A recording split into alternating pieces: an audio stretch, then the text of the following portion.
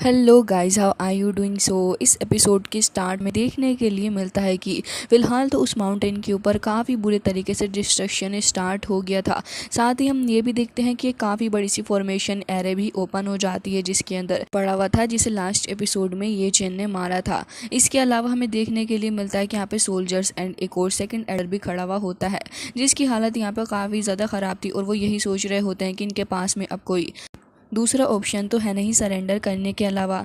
जिसके बाद वो तुरंत ही ये चैन के सामने नी डाउन कर लेते हैं और कह रहे थे कि हमें माफ़ कर दो, हमने जो कुछ भी किया है एंड हम चाहते हैं कि अब हम लोग ज्ञान हुआंग वापस चले जाएं। जिसके बाद जैसे ही वो एल्डर यहाँ पर सरेंडर करते हैं तो सोल्जर्स वगैरह भी वो सारे के सारे तुरंत ही यहाँ पर नी डाउन हो जाते हैं और फिर ये चैन के सामने कह रहे थे कि हम लोग ज्ञान हुआंग वापस जाना चाहेंगे। लेकिन तभी यहाँ पे एम्परर कहने लग जाते हैं कि तुम्हें क्या लगता है कि तुम लोग इतनी आसानी से सरेंडर करोगे और मैं तुम्हें ऐसा करने दूंगा? ऐसा कभी भी नहीं होने वाला है। जिसके बाद हम देखते हैं कि वो तुरंत ही अपनी पावर का इस्तेमाल करते हुए इन सारे ही लोगों के ऊपर एक काफ़ी ज़्यादा स्ट्रॉन्ग अटैक भी कर देते हैं। तभी हमें देखने के लिए मिलता है कि ये चेन ने उन सारे ही लोगों को प्रोटेक्ट कर लिया था। इसके अलावा ये चेन अपनी सोर्ड को एक बार फिर से निकाल लेता है और फिर उसी के साथ यहाँ पे वो आगे बढ़ रहा था अटैक करने के लिए और कह रहा था कि ऐसा लग रहा है कि तुम्हें यहाँ पे अपनी डेथ बहुत ही ज़्यादा प्यारी है, तुम उसका इंतज़ार काफ़ी ज़्यादा कर रहे हो। जिसके साथ वो ये भी कह रहा था कि यान हुआंग ऑलरेडी यूनिफाइड हो चुका है। रही बात तुम्हारी, तो लग रहा है कि तुम्हें शायद इस चीज़ के अंदर अभी इन्वॉल्व नहीं होना है। साथ ही वो ये भी कह रहे थे कि रही बात जोंग कोई की, तो मुझे लग रहा है कि तुम बिल्कुल भी मेरी बात नहीं मानोगे। और फिर यहाँ पे तुरंत ही अपनी सोर्ड लेके ये चैन रेडी हो जाता है। हम देखते हैं कि वो उसी ड्रैगन को भेजता है जो कि उसका स्पिरिट ड्रैगन था और फिर उसके बाद यहाँ पर अटैक भी करने वाला था। हालांकि एम्परर तुरंत ही खुद को प्रोटेक्ट करने के लिए यहाँ पे एक काफ़ी ज़्यादा स्ट्रॉन्ग बैरियर शील्ड बना लेते हैं, लेकिन इतनी ही देर में ये चेन उन्हें हिट भी कर देता है। एम्परर के साथी को दिखाया जाता है जिसके सामने जोंगली खड़ा हुआ था एंड यहाँ पे वो कह रहा होता है कि अच्छा ही होगा कि तुम सरेंडर कर दो, लेकिन ये बंदा रेडी ही नहीं होता और कह रहा होता है कि अच्छा ही होगा कि यान हुआंग को यूनिफाई करने से पहले मैं मारा जाऊं, क्योंकि मैं ये चीज़ बिल्कुल भी नहीं होने दूंगा। जिसके बाद यहाँ पे जोंगली कह रहा होता है कि तो फिर ठीक है, तो फिर ऐसा क्यों नहीं कर लेते कि तुम खुद से ही खुद की जान ले लो। तो वो पर्सन कहने लग जाता है कि हाँ तुमने सही कहा, बट जोंगली कह रहा था कि मुझे लग नहीं रहा कि तुम ऐसा करोगे, चलो मैं ही तुम्हारी हेल्प कर देता हूँ। जिसके बाद वो एक फॉर्मेशन एरे ओपन करता है और एक काफ़ी ज़्यादा स्ट्रॉन्ग अटैक वो थ्रो कर देता है उसी पर्सन के ऊपर। हालांकि वो तुरंत ही अपने स्पिरिचुअल ड्रैगन का इस्तेमाल करता है। वो ड्रैगन देखने में काफ़ी ज़्यादा स्ट्रॉन्ग लग रहा था, लेकिन एम्परर जोंगली की पावर के सामने वो ज़्यादा देर तक टिक नहीं पाता।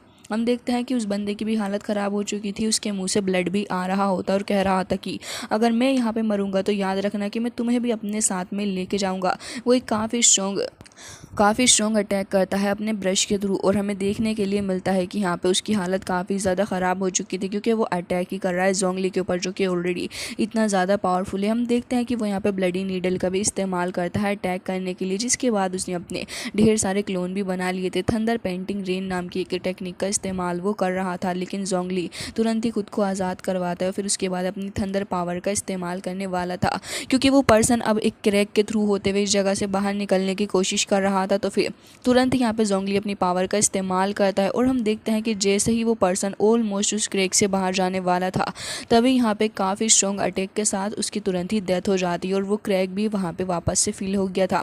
तभी सारे के सारे लोग देख रहे होते हैं एक और बंदे की डेथ हो चुकी थी इस बैटल के अंदर। ये बैटल ऐसे ही काफ़ी ज़्यादा ब्लडी होता जा रहा है। लगातार हम देख रहे होते हैं कि ये चेन भी स्ट्रगल कर रहा था एंड यहाँ पे एल्डर भी कह रहे होते हैं कि न जाने अब आगे क्या होगा और आगे किसकी जान जाने वाली है।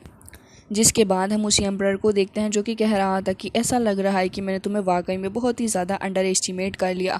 और ये कहते साथ ही वो तुरंत ही अपनी पावर का इस्तेमाल करते हुए एक और काफ़ी स्ट्रॉन्ग अटैक करते हैं। वो उसी शील्ड को और भी ज़्यादा स्ट्रॉन्ग बना लेते हैं जो कि अब क्रैक हो चुकी थी एंड एक काफ़ी ज़्यादा ह्यूज वो लुक ले लेती है। और साथ ही हम देखते हैं कि ये चेन को वो चारों ही तरफ से ब्रेक के रूप में वो यहाँ पे ये चेन को घेर लेती है। जिसके बाद हमें देखने के लिए मिलता है कि ये चेन कह रहा था कि अच्छा तुम्हें लगता है कि ये पॉसिबल है। जिसके बाद यहाँ पे एम्परर कह रहा था कि बेटा अभी रुक जाओ, अभी तुम्हें सबक सिखाऊंगा। और फिर ये कहते साथ ही वो चारों ही तरफ से ब्रिक का प्रेशर बहुत ही ज़्यादा बढ़ा देते हैं। लेकिन ये चेन जो कि कुछ अपने अंदर सोलो कर रहा तो काफ़ी सारी पावर को सोलो कर लेता है। साथ ही हम देखते हैं कि एक फॉर्मेशन भी ये चेन एक्टिवेट करता है जो कि एक काफ़ी ज़्यादा पावरफुल ड्रैगन को समन करती है। एंड यहाँ पे ब्रेक के थ्रू जो कि ये चेन घिरा हुआ था, जैसे वो ड्रैगन ऊपर से आके हिट होते हैं, यहाँ पे एल्डर की हालत ख़राब हो चुकी थी, उसके मुँह से ब्लड आ जाता है। लेकिन ये चेन अब कहाँ ही रुकने वाला था, वो एक बार फिर से अटैक करने वाला था। लेकिन लेकिन तभी एल्डर अपनी पावर का इस्तेमाल करते हुए उसी टूटे हुए शील्ड पीस को एक बार फिर से समन करके उसे कंप्लीट करते हैं। और उन्होंने एक वॉरियर को समन कर लिया था जो कि क्वासी हेवन रियल्म के काफ़ी ज़्यादा क्लोज था, और अब वो कह रहे होते हैं कि आज तो तुम्हें एक अच्छा सबक मैं सिखाने वाला हूँ और तुम्हें पता चल जाएगा कि आखिर मेरी पावर कितनी ज़्यादा है। ये कहते साथ ही वो सोल्जर्स को आगे भेजते हैं और हमें देखने के लिए मिलता है कि एक काफ़ी ज़्यादा स्ट्रॉन्ग हिट वो सोल्जर कर देता है अपनी सोर्ड के थ्रू ये चेन के ऊपर, लेकिन ये चेन उसे अपनी सोर्ड के थ्रू रोक रहा था और कह रहा होता है कि ये सब समझने की कोशिश भी मत करना कि तुम यहाँ पर मुझे हराओगे, क्योंकि आज कितना सुपीरियर और इन्फीरियर है वो चीज़ आज पता चल ही जाएगी। और ये भी कह रहा होता है कि होली लॉर्ड यान हुआंग को मैं एक तो करके रहूँगा, भले ही उसके लिए मुझे कुछ भी करना पड़ जाए। लेकिन साथ ही वो ये भी कह रहा था कि तुम बस एक ट्रेटर हो। तभी हम देखते हैं कि यहाँ पे वो सोल्जर एक बार फिर से पीछे हट खड़ा हुआ था, क्योंकि ये चेन ने वहाँ पे उसकी बॉडी को ऑलमोस्ट बीच से कट कर दिया था, जिससे कि यहाँ पर ये चेन देखने ही वाला था कि अब क्या होगा। लेकिन यहाँ पे कट करने के बावजूद भी उसकी बॉडी एक बार फिर से वहीं जुड़कर अपनी जगह पर आ जाती है, जिसके बाद ये चेन कह रहा था कि अब मुझे लग रहा है कि कोई दूसरा तरीका ही मुझे अपनाना होगा। हम देखते हैं कि वो एक बार फिर से यहाँ पर अटैक करने वाला था, लेकिन ओल्ड मैन कह रहे होते हैं कि अभी तो तुम्हारे ऊपर अटैक करना बाकी है, जिसके बाद हम देखते हैं कि वो एक काफ़ी ज़्यादा स्ट्रॉन्ग अटैक अपने सोल्जर के थ्रू ये चेन के ऊपर करवाते हैं। ढेर सारी स्पिरिट सोर्ड यहाँ पर आगे आ रही होती हैं ये चेन के ऊपर अटैक करने के लिए, लेकिन ये चेन शील्ड बना के खुद को प्रोटेक्ट करता है। साथ ही हम देखते हैं कि वो अपनी सोर्ड लेके उसी सोल्जर के हेड के पास जाके खड़ा हो गया था, और अब ढेर सारी सोर्ड समन करते हुए ये चेन अटैक कर रहा था। वो अपनी open sky one sword technique का इस्तेमाल करता है, और उसके बाद उसने काफ़ी ह्यूज सोर्ड को समन कर लिया था, जिसके थ्रू वो अब उस सोल्जर के ऊपर अटैक करने वाला था। हालांकि सोल्जर भी यहाँ पर अपनी दोनों ही सोर्ड्स को समन कर लेता है, और फिर उसके बाद वो भी अटैक करने के लिए रेडी हो गया था। और उसके बाद हम देखते हैं कि यहाँ पर ये चेन कह रहा होता है कि लग रहा है कि तुम ऐसे नहीं मानने वाले हो। और फिर यहाँ पर ओल्ड मैन भी कह रहा होता है कि विनर कौन है और लूज़र कौन, ये तो तुम्हें आज बहुत ही जल्दी पता चलने वाला है। वो काफ़ी ज़्यादा अग्रेसिव भी हो गए थे एंड यहाँ पर बस किसी भी सूरत में ये चेन को हराना चाहते थे। हम देखते हैं कि यहाँ पर वो एक बार फिर से अपने उसी ब्रिक को समन करते हैं, जिसका इस्तेमाल करते हुए वो एक ह्यूज ड्रैगन को फॉर्म कर लेते हैं, और वो चारों ही तरफ से ये चेन को घेर लेता है। हालांकि ये चेन जो कि इसे काफ़ी ज़्यादा तेज़ी के साथ में देख रहा था, वो समझ जाता है कि इससे डील करना थोड़ा मुश्किल होगा। सारे ही लोग यही देख रहे थे कि कहीं ये चेन इसकी चपेट में ना आ जाए, लेकिन ये चेन तो उसे अलग को ही कर देता और कह रहा था कि इन सारी चीज़ों का कोई इलाज है ही नहीं। जिसके बाद अब वो एक बार फिर से अपनी पावर को समन करता है, और हम देखते हैं कि ये चेन अपनी स्पिरिट बॉडी को समन कर लेता है, जिसका इस्तेमाल करते हुए अब वो उस ड्रैगन के साथ में डील करने वाला था। जैसे ही ये चेन इस अटैक को करता है, हम देखते हैं कि काफ़ी सारा डिस्ट्रक्शन इस जगह पे स्टार्ट हो गया था, एंड लोग अब इस जगह से बाहर की तरफ को ऑलमोस्ट उड़ने लग पड़े थे। लोग एक दूसरे का साथ देके खुद को पकड़ रहे होते हैं, लेकिन एल्डर भला कहाँ ही मानने वाले हैं, उनकी ईगो कहाँ ही सेटिस्फाइड हो रही है। वो कहने लग जाते हैं कि आज मैं तुमसे जीत के ही रहूँगा। लेकिन यहाँ पे जैसे ये चेन की स्पिरिट बॉडी का प्रेशर उनके ऊपर पड़ने लग गया था, वो कुछ ही देर के अंदर यहाँ पे नी डाउन हो जाते हैं। वो फॉर्मेशन जो कि यहाँ पर एक्टिवेट हो रखी थी, वो भी अभी धीरे धीरे करके थोड़ी वीक ही हो रही होती है। हालांकि एल्डर वो यहाँ पे अब भी हार मानने को रेडी नहीं थे। वाकई बहुत ही ज़्यादा दम है इस एल्डर के अंदर भी। जिसके बाद सारे ही लोग अब इस एल्डर के पास में आ जाते हैं। फॉर्मेशन को ख़त्म किया जाता है, और फिर एल्डर की हालत देखने लायक लग रही थी। हालांकि वो ये कह रहे थे कि अब तुम मुझे अपनी पावर का शो ऑफ करके दिखाओगे, वो भी एक ऐसा आदमी के सामने जो कि ऑलमोस्ट मरने वाला है ना। जिसके बाद यहाँ पे ये चेन कह रहा होता है कि ऐसा कुछ भी नहीं है, और साथ ही यहाँ पे एल्डर भी कहने लग गए थे कि देखिए आप हमारी बात को समझने की कोशिश करिए, ऐसा कुछ भी नहीं है। लेकिन तभी एम्परर कहने लग जाते हैं कि मुझे पता है कि तुम लोग मुझे यान हुआंग लेके जाओगे, लेकिन ऐसा कभी होने ही नहीं वाला। मैं भले ही हार गया हूँ और अपनी स्ट्रेंथ की कमी की वजह से मैं इस बैटल को नहीं जीत पाया। तभी ये चेन कहने लग जाता है कि आखिर इसमें रखा ही क्या है, दोनों ही पार्टीज एक दूसरे की दुश्मन बनेंगी तो इससे कोई फ़ायदा भी नहीं होने वाला। लेकिन तभी हम देखते हैं कि एल्डर तुरंत ही अपने हाथ में खंजर को समन करते हैं, और फिर उसी का इस्तेमाल करते हुए वो ऑन द स्पॉट अपनी जान दे देते हैं। हालांकि यहाँ पे ऑलमोस्ट जैसे ही उनकी जान निकलने वाली थी, तो वो कहने लग जाते हैं कि क्या तुम मुझे घर लेके जा सकते हो, और फिर उसके बाद तुरंत ही वहाँ पर उनकी डेथ भी हो गई थी।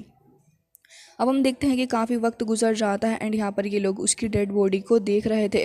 तभी यहाँ पे ये चैन उनकी बॉडी को देख के थोड़ा दुखी भी हो रहा था, एंड यहाँ पे सेकंड एल्डर भी खड़े हुए थे। तभी यहाँ पर ये चैन कह रहा था कि भले ही जो कुछ भी हो, लेकिन यान हुआंग उनका होमलैंड है, लग रहा है कि इन्हें वहाँ पर लेके जाना ही होगा। जिसके बाद हमें देखने के लिए मिलता है कि यहाँ पर ये चेन ने ये भी कह दिया था कि दूसरी आर्मी को बता दो कि आखिर उन्हें क्या करना है। अब उनकी बारी है एक्ट करने की। तो हम देखते हैं कि जोंगली तुरंत ही एक तिलिस्मान को छोड़ देता है जो कि तुरंत ही जाके हमारे सेकंड एल्डर के पास में पहुंच गया था। जैसे ही उन्हें ये न्यूज़ मिलती है कि अब सारी चीज़ें सॉर्ट हो चुकी हैं और वो इस तिलिस्मान को पढ़ के अपने सारे लोगों से कहते हैं कि सारी की सारी आर्मी, तुम सभी को मेरी बात सुननी होगी, चलो अब मेरे साथ अटैक करने के लिए। हम देखते हैं कि सारे के सारे अब आगे बढ़ चुके थे अटैक करने के लिए एंड यहाँ पे ये लोग बहुत ही ज़्यादा बुरे तरीके से अटैक करना स्टार्ट कर देते हैं बॉम्ब्स के थ्रू। जहाँ हम देखते हैं कि काफ़ी ज़्यादा पावरफुल शील्ड पहले से इन लोगों ने लगा रखी थी। अब यहाँ पे ढेर सारे बॉम्ब्स भी पड़ने लग जाते हैं शील्ड के ऊपर, लेकिन शील्ड इतनी ज़्यादा स्ट्रॉन्ग थी कि कुछ असर नहीं पड़ रहा था उसके ऊपर। हालांकि जो सोल्जर्स थे वो थोड़े हैरान थे कि सडनली ये सब कुछ क्या हो रहा है। एंड ये जो इस जगह के एल्डर थे वो भी अब यहाँ पे कह रहे होते हैं कि इसको स्ट्रेंथन करने के लिए हमें डिफेंस एरे को एक्टिवेट करना होगा। जिसके बाद वो सारे के सारे अपने डिफेंस एरे को बनाने लग गए थे, लेकिन उससे पहले यहाँ पे वो सभी गिर जाते हैं क्योंकि हम देखते हैं कि पहले से यहाँ पे जोंगली का वफादार आदमी आ चुका था और वो इन सभी को गिरा देता है। अब यहाँ पे ये लोग जल्द से जल्द इस शीट को लगातार ब्रेक करने की कोशिश कर रहे होते हैं क्योंकि जैसे ये शील्ड टूटेगी तो फिर यान हुआंग का ये जो लास्ट एम्परर बचा है उसकी सारी बिलोंगिंग्स भी ख़त्म हो जाएंगी, जिसके चलते अब लोग ऑलरेडी साथ देंगे मेन यान हुआंग का ही। तभी हम देखते हैं कि यहाँ पे एल्डर आ जाते हैं और कह रहे थे कि हमारे होली लॉर्ड ने आदेश दिया है कि तुम अगर हमारे साथ में सरेंडर कर देते हो तो फिर ठीक है, वरना तो तुम सभी को अपनी जान गंवानी होगी। जिसके बाद सारे के सारे सोल्जर्स को वो आगे भेज देते हैं और वो सोल्जर्स आगे चले भी गए थे अटैक करने के लिए। हमें देखने के लिए मिलता है कि यहाँ पे जैसे ये सोल्जर आगे बढ़ जाते हैं तभी दूसरी साइड हम ये भी देखते हैं कि यहाँ पर डेड बॉडीज़ पड़ी हुई थी उन दोनों ही पर्सन्स की। तो फिर ये चेन आ जाता है, वो उनकी डेड बॉडी को काफ़ी ध्यान से देख रहा था और फिर फर्नेस के अंदर उसकी थर्ड बंदे की भी बॉडी निकाल के वहीं डाल देता है और कह रहा था कि उम्मीद करता हूँ कि दूसरी लाइफ के अंदर तुम एक अच्छे पर्सन बन के वापस आओगे। जिसके बाद ये चेन उन्हें यहाँ पे ऑलमोस्ट फायर के थ्रू ख़त्म करने वाला था, लेकिन तभी उसे एंशिएंट ड्रैगन की आवाज़ आती है जो कि कह रहे थे कि आखिर तुम क्या करने की कोशिश कर रहे हो, ये तीनों ही क्वासी प्लेटो रियल्म की बॉडीज़ हैं और बहुत ही ज़्यादा प्रीशियस भी हैं। तभी ये चेन यहाँ पे थोड़ा हक्का बक्का हो जाता है। वो तुरंत ही कह रहा था कि अरे आपने तो काफ़ी दिनों बाद मुझसे बात की, वैसे मैं इन्हें खाना नहीं चाहता था। जिसके बाद ड्रैगन कह रहे होते हैं कि हाँ मुझे पता है, लेकिन ये जो एंशिएंट ड्रैगन है मुझे लग रहा है कि तुम शायद मुझे भूल गए थे। तभी ये चैन कह रहा होता है कि नहीं ऐसा कुछ भी नहीं है। एंड यहाँ पे ये चैन कह रहा होता है कि खैर जो भी हो, मुझे लग रहा है कि अब मुझे इनकी बॉडीज़ को अपने पास में रख लेना चाहिए क्योंकि ऑलरेडी ये इतने ज़्यादा स्ट्रॉन्ग हैं, तो फिर इनकी बॉडी मेरे अब बाद में भी काम में आ जाएगी। ये चैन अपने फर्नेस के अंदर उन तीनों की बॉडीज़ को भी रख लेता है और हम देखते हैं कि यहाँ पे सारे के सारे लोग अब एक बार फिर से फाइनली सामने आ जाते हैं, जहाँ पे एल्डर कह रहे थे कि होली लॉर्ड यान हुआंग आपका बहुत बहुत शुक्रिया। अब ऐसा लग रहा है कि सब कुछ ठीक हो चुका है, तो फिर हमें वही सेरेमनी को स्टार्ट करना चाहिए। ये चैन इस चीज़ के लिए यहाँ पे तुरंत ही मान जाता है और कहता है कि 100 ऑफ ईयर्स लग गए हम लोगों को, लेकिन अब लग रहा है कि अब सारी चीज़ें क्लियर हो चुकी हैं और अब मैं तुम सभी को यहाँ से वापस लेके जाना चाहूँगा। जिसके बाद सभी लोग ये चैन के नाम की जय जयकार करने लग जाते हैं और ये चैन काफ़ी टशन के साथ इस जगह से निकल के जा रहा था। अब हम देखते हैं कि फाइनली ये लोग ओरिजिनल यान हुआंग के अंदर आ चुके थे, जहाँ पे पैलेस के अंदर ये चैन के आने की खुशी के अंदर ढोल ताशे वगैरह बज रहे होते हैं और ये चैन काफ़ी प्राउड के साथ यहाँ पर जा रहा था। लेडर्स के ऊपर ये चैन चढ़ता जा रहा होता है और लोग उसे चेयर भी करते जा रहे थे क्योंकि ये चैन ने वाकई काम बहुत ही ज़्यादा अच्छा किया है। जैसे ही ये चैन अपनी चेयर पर जाके बैठ जाता है तो फिर हमें देखने के लिए मिलता है कि यहाँ पर ये चैन एक बार फिर से अपना स्वैग दिखाते हुए वहीं बैठ गया था और फिर सारे ही लोग ये चैन को एक बार फिर से ग्रीट करने लग गए थे। इसके बाद ये चैन काफ़ी खुशी के साथ इन सभी को इनके काम एक बार फिर से बताने लग जाता है। तो फिर सारे के सारे लोग यहाँ पे ये चैन के ऑर्डर के लिए रेडी हो चुके थे और फिर काफ़ी खुश भी नज़र आ रहे होते हैं। सभी लोग ये कहने लग गए थे कि हम आपके इस ऑर्डर को अंत तक मानेंगे जब तक हम मर नहीं जाते। जिसके बाद यहाँ पर ये चैन अब बैठा हुआ था और कह रहा होता है कि एल्डर क्या हुआ, आप थोड़े से परेशान लग रहे हैं। तभी यहाँ पर एल्डर कहने लग जाते हैं कि होली लॉर्ड, यहाँ पर मौजूद किसी भी पर्सन ने आपको देखा ही नहीं है, तो हम चाहते हैं कि प्लीज़ अब आप अपना मास्क उतार दीजिए क्योंकि अब यान हुआंग पूरे तरीके से यूनिफाई हो चुका है, तो अब सारे लोग आपका रियल फेस देख लें। जिसके बाद ये चैन थोड़ा सोचने लग गया था, लेकिन एल्डर की इस गुजारिश के ऊपर ये चैन मना नहीं कर पाता। तुरंत ही अपने मास्क को हटा देता है। तो फिर सारे ही लोग अब काफ़ी शौक के साथ में देखने लग गए थे, क्योंकि ये चैन थोड़ा बहुत लगता है ओरिजिनल होली लॉर्ड की तरह, लेकिन उसके फेशियल फीचर कुछ थोड़े बहुत अलग हैं, जिसके चलते लोग बहुत ही ज़्यादा शौक हो जाते हैं।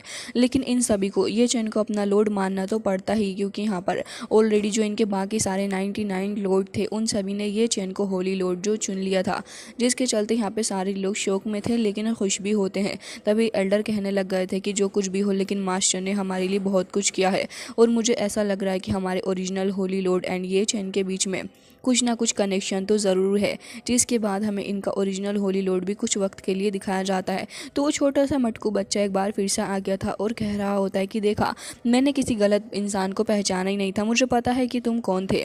जिसके बाद हमें वही लड़की को दिखाया जाता है जो कि एल्डर की डॉटर थी, और अब हमें बैक स्टोरी पता चलती है, जहाँ पे जैसे ही वो उससे मिली थी तो फिर धीरे धीरे करके इनकी बॉन्डिंग बहुत ही ज़्यादा स्ट्रांग हो गई थी, और फिर ओरिजिनल होली लॉर्ड के साथ में उसकी लव लाइफ काफ़ी अच्छी चल रही थी। हालांकि एक वक्त ऐसा आया जब होली लॉर्ड को जाना पड़ा, एंड यहाँ पर इसकी हालत भी काफ़ी ज़्यादा ख़राब हो गई थी, लेकिन इनके रिलेशन बहुत ही ज़्यादा अच्छे थे। जैसे ही उसे सब कुछ याद आता है, वो समझ चुकी थी कि आखिर ये चैन की तरफ वो इतनी ज़्यादा अट्रैक्ट क्यों हो रही थी, और इसी के साथ यहाँ पे वो ये भी समझ गई थी कि ओरिजिनल होली लॉर्ड के साथ में कुछ ना कुछ तो हुआ है, और ख़ुद भी कहने लग गई थी कि अचानक मुझे क्या हो गया था। हालांकि इसी के साथ हम ये भी देखते हैं कि ये चैन अब उठ के खड़ा हो जाता है और कह रहा था कि यान हुआंग को मैंने यूनिफाई कर दिया है। उम्मीद करता हूँ कि सारे ही लोग अब अपने दिल से ही इस काम को पूरा करेंगे, और फिर सभी को यहाँ पे ये चैन मुबारकबाद भी इस चीज़ की दे रहा था। सारे ही लोग ये चैन को एक बार फिर से कॉन्ग्रेचुलेट करते हैं इस चीज़ के लिए, एंड फिर यहाँ पर ये चैन कह रहा था कि अब साउथ चलने के लिए रेडी हो जाओ। लेकिन तभी रैन यहाँ पर आ गई थी और कह रही होती है कि मैं बहुत ही ज़्यादा गिल्टी हूँ एक चीज़ के लिए। ये चैन कह रहा होता है कि आखिर तुम किस बारे में बात कर रही हो। तभी वो यहाँ पे अपने पास में रखा हुआ एक स्क्रोल निकाल लेती है, और फिर कह रही थी कि प्लीज़ मास्टर मुझे माफ़ कर दीजिएगा, पहले आपने मुझसे कहा था हैंग्वेज सेक्ट के बारे में इंक्वायर करने के लिए, लेकिन सिचुएशन ही इतनी ज़्यादा ख़राब थी कि मुझे नहीं लगा कि इस वक्त मुझे यान हुआंग के बारे में कुछ भी आपको बताना चाहिए, और इसी के चलते मुझे बहुत ही ज़्यादा बुरा भी लग रहा है। हालांकि हमारे पास में एक न्यूज़ आई थी जो कि मैंने आपको नहीं बताई। तभी एल्डर भी तुरंत ही कहने लग गए थे कि प्लीज़ मुझे भी माफ़ कर दीजिए, क्योंकि ये न्यूज़ हमें वाकई बहुत वक्त पहले मिल चुकी थी, लेकिन मैंने ही रैन को मना कर दिया था, क्योंकि हम ये चाहते थे कि सबसे पहले यान हुआंग को यूनिफाई कर लिया जाए, उसके बाद आप जो भी एक्शन लेना चाहेंगे हम आपके साथ में रहेंगे। जिसके बाद दोनों यहाँ पे माफ़ी मांग रहे थे, बट ये चैन कह रहा होता है कि छोड़ो। वो तुरंत ही उस स्क्रोल को ले लेता है, जिसके बाद ये चैन उस स्क्रोल को खोल के पढ़ने लग गया था, जिसके अंदर उसे पता चल जाता है कि यहाँ पे ये चैन के डिसाइबल और साथ ही एल्डर दोनों की ही डेथ हो चुकी है, वो भी बहुत ही ज़्यादा बुरी तरीके से। जिसके चलते ये चैन को इतना ज़्यादा गुस्सा आ रहा था, वो तुरंत ही अपने ढेर सारे स्पिरिचुअल ओरा को रिलीज़ करता है, जिससे कि सारे ही लोग यहाँ पे थोड़ा डर गए थे और पीछे की तरफ को हट जाते हैं। लेकिन रैन कह रही थी कि मैं माफ़ी चाहूँगी आपके लिए। एंड रही बात उस लड़की की जिसके बारे में आपने बताया था, तो फिर वो लड़की चूलिंगर, उसे भी यहाँ पर हंट डाउन कर लिया गया है और उस आपको ढूंढने के लिए ही आई थी, लेकिन उसे बहुत ही बुरे तरीके से यहाँ पर ट्रीट करा जा रहा है। जिसके बाद यहाँ पर ये चैन कहने लग जाता है कि अगर ऐसी बात है तो फिर मुझे बताओ कि वो कहाँ है। और फिर तुरंत यहाँ पर कह रहा था कि रैन खड़ी हो जाओ, मुझे पता है कि इन सारी चीज़ों के अंदर तुम्हारी कोई गलती नहीं है, और वैसे भी मेरी प्रायोरिटी यही थी कि पहले मैं इस चीज़ को सोल्व करूँ। जिसके बाद अब ये चैन ये भी कह देता है कि नानचू चलने के लिए एक पूरी की पूरी आर्मी को प्रिपेयर कर लो। जिसके बाद हमें नानचू का सीन दिखाया जाता है, जहाँ पे हम देखते हैं कि काफ़ी बड़ी सी बैंकट यहाँ पर चल रही होती है। लेकिन तभी हम यहाँ पर लिंगर को देखते हैं, जिसे कि फिलहाल एक एल्डर बहुत ही बुरे तरीके से हैरेस ही कर रहा होता है एक तरीके से। एंड लिंगर यहाँ पर कह रही थी कि आखिर तुम ऐसा क्यों कर रहे हो मेरे साथ में, तुम्हें शर्म नहीं आती। लेकिन वो आदमी तो बहुत ही ज़्यादा ठरकी नज़र आ रहा था, वो तुरंत ही उसे पीछे को गिरा देता है और फिर उसके पास में आ गया था, बल्कि वो उसे इतने ज़्यादा बुरे तरीके से ट्रीट कर रहा था, उसके फेस को पकड़ लेता है और फिर उसे हैरेस करते हुए कह रहा था कि हैंगवे सेक्ट की तरफ से तुम मेरे लिए बस एक खिलौने जैसी हो, इससे ज़्यादा कुछ भी नहीं। तुम्हारी हिम्मत भी कैसे हुई मुझसे इतने ज़्यादा रूडली बात करने की, इसके लिए मैं तुम्हें सज़ा दूंगा। और ये कहते साथ ही उसके मुंह पे एक चांटा भी लगा देता है, जिसकी वजह से लिनर बहुत ही बुरे तरीके से गिर चुकी थी। हालांकि उसे इस ओल्ड मैन के ऊपर बहुत ही ज़्यादा गुस्सा आ रहा था कि आखिर ये कैसे उसे इस तरीके से ट्रीट कर सकता है। लेकिन इस ओल्ड मैन का दिल अभी भी नहीं बढ़ रहा था, बल्कि वो एक बार फिर से अटैक करने के लिए आगे भी बढ़ रहा होता है। लेकिन एक बंदा आ गया था बीच में और कह रहा होता है कि प्लीज़ ऐसा ना करें, ये लड़की इतनी ज़्यादा ब्यूटीफुल है, आप इसके ऊपर इतना ज़्यादा बुरे तरीके से अटैक कैसे कर सकते हैं। लेकिन तभी वो उसे पीछे हटा देते हैं और कह रहे थे कि मेरे मामले में बिल्कुल भी मत बोलना। जिसके बाद वो लीनर की नेक को पकड़ लेते हैं और फिर कह रहे थे कि जो कुछ भी हो, लेकिन तुम्हारी ये जो अपीयरेंस है ये स्लेव के लिए बिल्कुल सही रहेगी, तुम मेरे लिए एक स्लेव हो। जिसके बाद वो यहाँ पे उसे हैरेस करते हुए उसकी बॉडी को टच भी करने की कोशिश कर रहा था, लेकिन लीनर वो यहाँ पे कह रही होती है कि याद रखना, एक दिन मैं तुम्हें जान से मार डालूंगी ओल्ड मैन। उसको ये बात बिल्कुल भी बर्दाश्त नहीं होती और वो कह रहा होता है कि अच्छा तो तुम मेरे साथ ये करोगी। वो उसे हवा में उठा लेता है और फिर उसके बाद कह रहा होता है कि आज मैं तुम्हें सबक सिखाऊंगा, तुम्हारी हिम्मत भी कैसे हुई मेरे सामने अपना मुंह खोलने की और इतनी ज़्यादा डिसोबीडियंट बातें करने की। और फिर अब वो अपना हंटर लेके उसे मारने भी लग पड़ा था, जिससे कि यहाँ पे लीनर को काफ़ी हर्ट हो रहा होता है। लेकिन उसके बाद उसके फेस पे एक कपड़ा डाल देता और कह रहा था कि तुम्हें मुझे वर्शिप करना होगा।